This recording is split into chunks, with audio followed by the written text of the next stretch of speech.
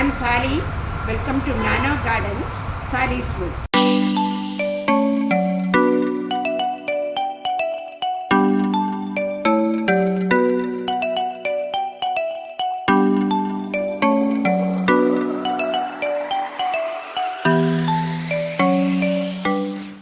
ഇന്ന് ഞാൻ നിങ്ങളെ പരിചയപ്പെടുത്തുന്ന വർണ്ണാഭമായ പൂക്കൾ തരുന്ന ഗ്ലാഡിയോലസ് ചെടികളെയാണ്.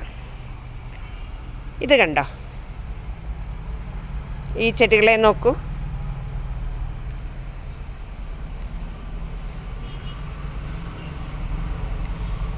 പല വർണ്ണത്തിലുള്ള പൂക്കളുണ്ട്. ചുവപ്പ്, മഞ്ഞ, pink, violet, cream, rose, white, ഇങ്ങനെ പല വർണ്ണത്തിലുള്ള പൂക്കൾ ഈ ഗ്ലാഡിയോലസ് ചെടികൾക്കിടയിലുണ്ട്. വലിയ സ്പൈക്കുകൾ ഉണ്ടായി അവയിൽ പൂക്കൾ ഉണ്ടാവുകയാണ് ചെയ്യുന്നത്. നോക്കിക്കേ എത്ര പൂക്കളാണെന്ന്.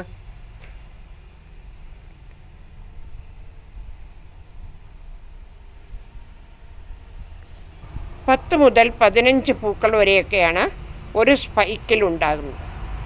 ഈ ചെടിക്ക് സോഡ് ലില്ലി എന്നും പേരുണ്ട്. സോഡ് ലില്ലി എന്ന പേര് വരാൻ കാരണം ഇതിൻ്റെ ഇലകളും സ്പൈക്കുകളും സോഡിൻ്റെ ആകൃതിയിൽ കൂർത്ത് കാണപ്പെടുന്നത് കൊണ്ടാണ്. ഗ്ലാഡിയോലി എന്ന ഗ്രീക്ക് പദത്തിൻ്റെ അർത്ഥം സോഡ് എന്നാണ്. അതിൽ നിന്നാണ് ഗ്ലാഡിയോല എന്ന പേരുണ്ടായിരിക്കുന്നത്. ഇനി ഈ ചെടിയെ എങ്ങനെയാണ് നമ്മൾ വളർത്തുന്നത്, എന്തൊക്കെയാണ് പരിപാലന രീതി എന്ന് നമുക്ക് നോക്കാം. ഈ ചെടികളുടെ പ്രത്യേകത എന്താണെന്ന് വെച്ചാൽ അധികം വളമൊന്നും ഇവർക്ക് വേണ്ട. ചാണകപ്പൊടി പോലുള്ള ജൈവവളങ്ങളൊക്കെ ധാരാളമായി ഇട്ടുകൊടുത്താൽ പലപ്പോഴും ഫംഗസ് രോഗങ്ങൾ ഈ ചെടികളെ ആക്രമിക്കുകയും ഫംഗസുകൾ ഈ ചെടികളിൽ വരികയും ചെടി നഷ്ടമാകാൻ സാധ്യതയുണ്ട്. അതുകൊണ്ട് തന്നെ ഇവയെ ആക്രമിച്ചാൽ വളരെ പെട്ടെന്ന് തന്നെ ചെടി കേടാകാൻ സാധ്യതയുണ്ട്. മറ്റൊരു കാര്യം നാം ശ്രദ്ധിക്കേണ്ടത്, ഈ ചെടിക്ക് വളരുന്ന പ്രായത്തിൽ തന്നെ നമ്മൾ താങ്ങ് കൊടുക്കണം. ഇത് കണ്ടോ, താങ്ങ് കൊടുത്തിരിക്കുന്നത്. ചെടി പൂക്കാൻ തുടങ്ങുമ്പോഴേക്കും തന്നെ നമ്മൾ ചെടിക്ക് ആവശ്യമായ താങ്ങ് കൊടുക്കണം, അല്ലെങ്കിൽ സ്പൈക്കുകൾ മറിഞ്ഞു പോകാൻ കാരണമാകും. മാത്രമല്ല ഈ ചെടിയെ അടുപ്പിച്ചടുപ്പിച്ച് നമുക്ക് നടാം. ഒരു 6 ഇഞ്ച് പോട്ട് മതി ഒരു ചെടിയെ വളർത്താൻ. ഇതിപ്പോൾ 12 ഇഞ്ചുണ്ട്. ഇതിൽ തന്നെ 2 ചെടിയെ വേണമെങ്കിൽ നടാമായിരുന്നു. ഇനിയിപ്പോൾ വലിയ പോട്ടുകളിൽ നടുകയാണെങ്കിൽ 8 മുതൽ 10 വരെ ബൾബുകൾ നമുക്ക് നട്ടുപിടിപ്പിക്കാം. അടുത്തടുത്ത് നിൽക്കുമ്പോൾ മറിഞ്ഞു വീഴാനുള്ള സാധ്യത കുറയും. ഈ ചെടി കൂടുതലായിട്ടും വലിയ പാടം പോലെയുള്ള സ്ഥലങ്ങളിലൊക്കെ വളർത്തിയെടുക്കും. ഈ ചെടി വളർത്തുന്നത് സാധാരണയായി കട്ട് ഫ്ലവറിൻ്റെ ഉപയോഗത്തിലാണ്. കണ്ടില്ലേ, ഓരോ പൂങ്കുലകളും നമുക്ക് കട്ട് ഫ്ലവറായിട്ട് ഉപയോഗിക്കാം. ഇപ്പോൾ പല നിറങ്ങൾ ഒന്നിച്ചു ചേർത്തും അല്ലാതെയും ഇവയെ വൻതോതിൽ ഉപയോഗപ്പെടുത്തുന്നുണ്ട്. നമുക്ക് വീട്ടിലാണെങ്കിലും വളരെ പെട്ടെന്ന് 4 മാസം കൊണ്ട് നമുക്ക് ചെടിയെ വളർത്തിയെടുക്കാം.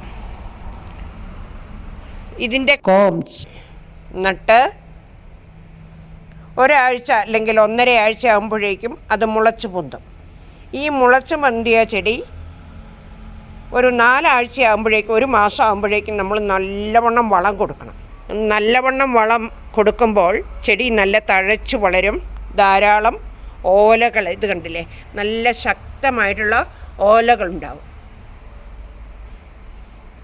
ഏകദേശം ഒരു 3 മാസം ആകുമ്പോഴേക്കും സ്പൈക്കുകൾ മെല്ലെ പ്രത്യക്ഷപ്പെട്ടു തുടങ്ങും.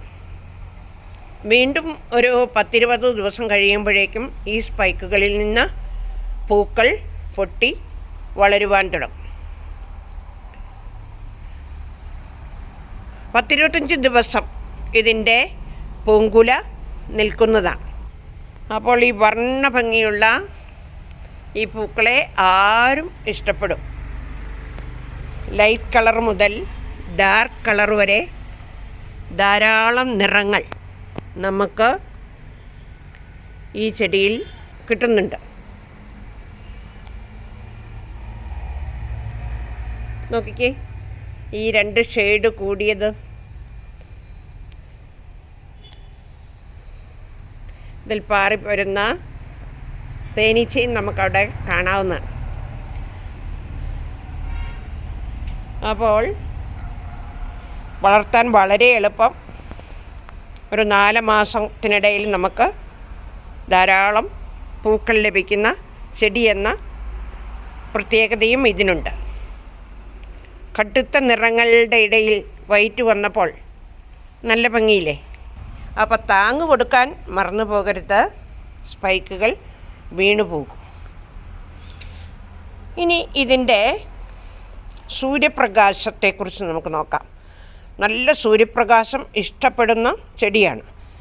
എന്നാൽ ഭയങ്കരമായിട്ടുള്ള കടുത്ത വെയിലാണെങ്കിൽ ഓലകൾ കരിയാൻ സാധ്യതയുണ്ട്.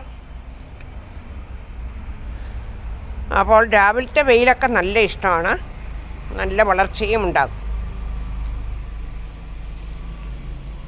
നമ്മൾ മണ്ണിൽ നടുകയാണെങ്കിൽ ഒരു 3 ഇഞ്ച് അകലത്തിൽ അങ്ങ് നട്ടാൽ മതി. അടുത്തടുത്ത് നിൽക്കുകയും താങ്ങ് കൊടുക്കുകയും ചെയ്യുമ്പോൾ നല്ല സൂര്യപ്രകാശത്തിൽ നിൽക്കുമ്പോൾ ഇലകൾക്ക് നല്ല കരുത്തോടു കൂടി വളരും. ഇനി വെള്ളം നല്ലവണ്ണം ഇഷ്ടമുള്ള ചെടിയാണ്. എല്ലാ ദിവസവും നമുക്ക് നനച്ചു കൊടുക്കാം. കാരണം നല്ല വെയിലിൽ നിൽക്കുന്ന ചെടിയല്ലേ, അപ്പോൾ അതുകൊണ്ട് തന്നെ ധാരാളം വെള്ളം ഒഴിച്ചു കൊടുക്കാം.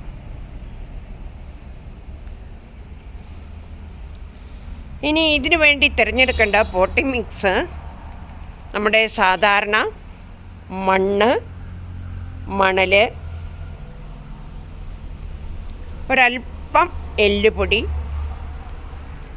അല്പം ചകിരിപ്പൊടി, ഇതും കൂടി ചേർത്ത മിശ്രിതത്തിൽ നമുക്ക് തൈച്ചെടികളെ നടാം. അതേസമയം നടുമ്പോൾ വളമൊന്നും ചേർക്കരുത്. ആ സമയത്ത് മണ്ണും മണലും ചകിരിപ്പൊടിയും മാത്രം കൊടുത്താൽ മതി. അതിൻ്റെ അകത്താണ് കോംസ് നടേണ്ടത്. 4 ആഴ്ച കഴിയുമ്പോഴേക്കും വളർന്നു വരുന്ന ചെടിക്ക് ലിക്വിഡ് ഫെർട്ടിലൈസർ കൊടുക്കണമെന്ന് പറഞ്ഞില്ലേ, അത് നമുക്ക് സീവീഡ് സൊല്യൂഷൻ വേണമെങ്കിൽ കൊടുക്കാം. അതല്ലെങ്കിൽ 17-17-17 വളരെ ലൈറ്റായിട്ട് ഒരു 1/2 സ്പൂൺ എടുത്ത് 1 ലിറ്റർ വെള്ളത്തിൽ കലക്കി അല്പാൽപ്പം ഒഴിച്ചു കൊടുക്കാം. അതിനുശേഷം 3-4 ഓലകൾ വന്നു കഴിയുമ്പോഴാണ് വളം നമ്മൾ കൊടുക്കേണ്ടത്. ഓലകൾക്ക് നല്ല ശക്തി ഇല്ലെങ്കിൽ നമ്മൾ NPK 17-17-17 2 ആഴ്ചയിൽ ഒരിക്കൽ കൊടുക്കാം. അതേപോലെ തന്നെ അല്പം മണ്ണിര കമ്പോസ്റ്റോ ചാണകപ്പൊടിയോ ഈ അവസരത്തിൽ കൊടുക്കാവുന്നതാണ്. നമ്മുടെ ഗ്ലാഡിയോലകളെല്ലാം ഞാൻ ഇല ഉണങ്ങിക്കഴിഞ്ഞപ്പം വെട്ടി അതിൻ്റെ കിഴങ്ങ് എടുത്തു വച്ചിരുന്നു. ഇപ്പം എന്താ കണ്ടോ, മുള വന്നു. ഇതുണ്ടല്ലേ, ഇതിന് വന്നു. ഇനി ബാക്കിയുള്ളതിനൊന്നും മുള വന്നിട്ടില്ല, വരുന്നതേ ഉള്ളൂ. ചെടി ഉണങ്ങി കഴിയുമ്പം നമ്മൾ ശേഖരിക്കും. അതിനുശേഷം കോംസ് നമുക്ക് അകത്തെവിടെയെങ്കിലും സൂക്ഷിച്ചു വെച്ചാൽ മതി. മുള വന്നു കഴിയുമ്പോൾ നമുക്ക് അതിനെ വീണ്ടും മണ്ണിൽ നട്ട് പുതിയ ചെടികളെ ഉണ്ടാക്കിയെടുക്കാം.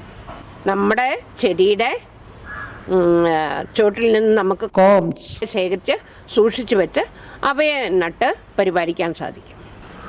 ഈ വീഡിയോ നിങ്ങൾക്ക് ഉപകാരപ്രദമായെങ്കിൽ നിങ്ങൾ ലൈക്ക് ചെയ്യൂ, കൂട്ടുകാർക്കൊക്കെ ഒന്ന് ഷെയർ ചെയ്യൂ. അതേപോലെ തന്നെ സബ്സ്ക്രൈബ് ചെയ്യാതെ കാണുന്നവരുണ്ടെങ്കിൽ ഒന്ന് സബ്സ്ക്രൈബ് ചെയ്ത് സപ്പോർട്ട് ചെയ്യും. Thank you for watching.